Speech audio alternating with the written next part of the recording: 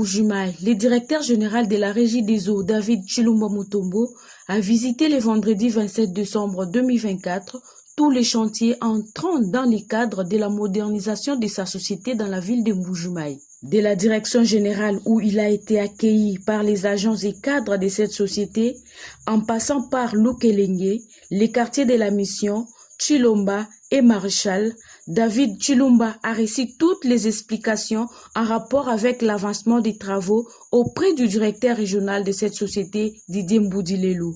Satisfait, le directeur général s'est exprimé. Merci sincèrement d'être venu. Je suis venu voir un peu ce qui s'est fait dans la province. Bien sûr, on est venu avec le chef de l'État pour parler un peu de tous les projets que nous avons dans la province.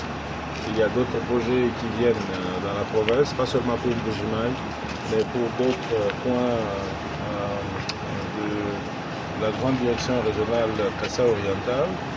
On a un projet qui vient pour Monébi tout particulièrement, parce que Monébi c'est quand même un de nos grands centres. Et nous avons aujourd'hui la vision d'associer chaque projet d'eau avec une composante énergétique. Ce sera la même chose à Monébitou. Comme vous le savez, nous allons faire 10 MW de photovoltaïque ici à Mbujimaï pour la Régie des eaux, pour rendre la Régie des eaux totalement indépendante sur le plan énergétique dans la ville de Mbujimaï. Parce qu'aujourd'hui, la fourniture elle est intermittente, parce que nous n'avons pas d'énergie. Le gazoil, ça coûte beaucoup plus cher. Et la fourniture d'énergie que nous avons de NRK, il est encore intermittent. Et nous avons diversifié les activités de la Régie des eaux, comme vous le savez. Nous ne sommes plus seulement une compagnie d'eau, mais nous sommes aussi une compagnie d'énergie. Et partout où nous avons des communautés, surtout dans le Congo profond, nous voulons donner et l'eau et l'énergie. L'énergie d'abord parce que nous en avons besoin. Quand il n'y a pas d'eau, quand il n'y a pas d'énergie, il n'y a pas d'eau.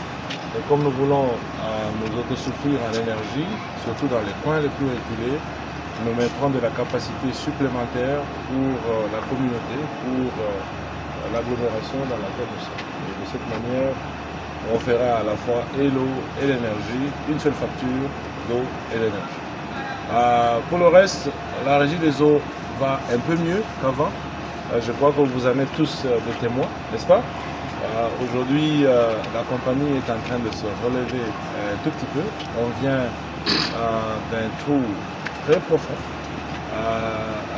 C'est à peine qu'on peut commencer à arriver à la surface. Mais il y a beaucoup de travail qui nous attend.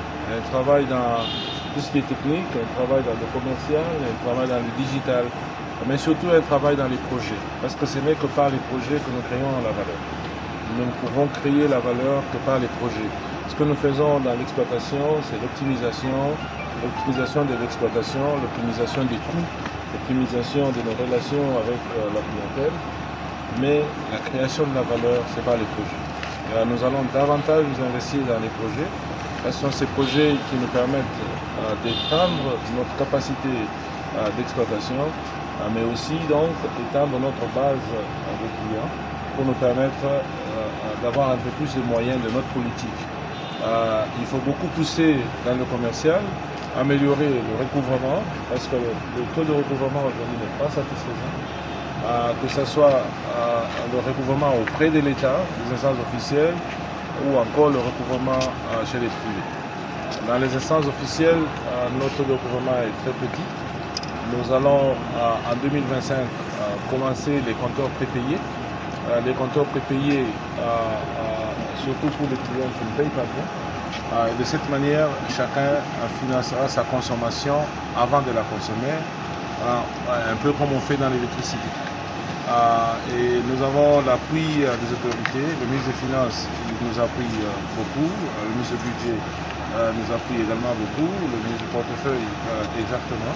Et nous leur d'ailleurs disons merci. Nous disons un très grand merci au chef de l'État qui lui nous permet de faire ce travail dans une vision un peu plus grande de l'amélioration de la qualité de la vie de notre population. Mais c'est ça aussi aujourd'hui notre vision.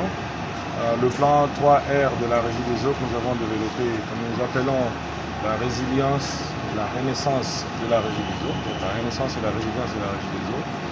Ce plan vise avant tout la transformation sociale par un service d'utilité publique de qualité, parce que c'est la seule façon où nous allons améliorer la qualité de la vie de nos concitoyens. Mais quand cela ne tient, nous on est aussi une compagnie commerciale, donc on le fait en pensant aussi au profit, parce que nous devons être capables de nous autosuffire financièrement sur le plan coût d'exploitation, mais aussi sur le plan coût d'expansion à travers les projets que nous faisons, mais aussi créer de la valeur pour l'État congolais, parce qu'avant toute chose, nous sommes une compagnie commerciale, on doit créer de la valeur pour être capable de contribuer au budget de l'État.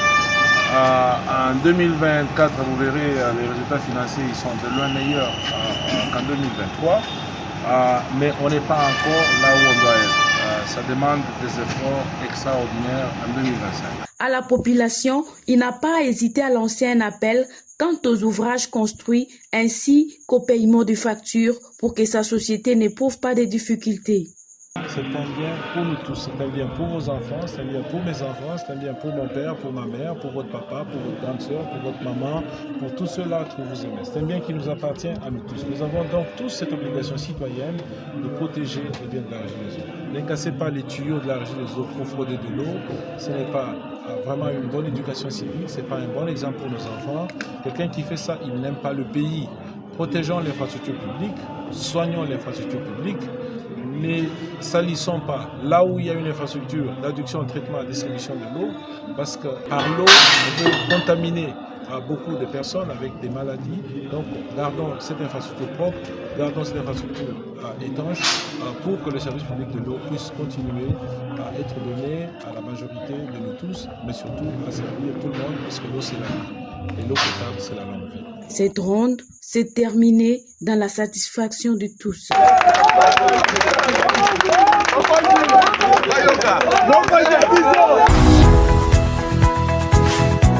La Commission électorale nationale indépendante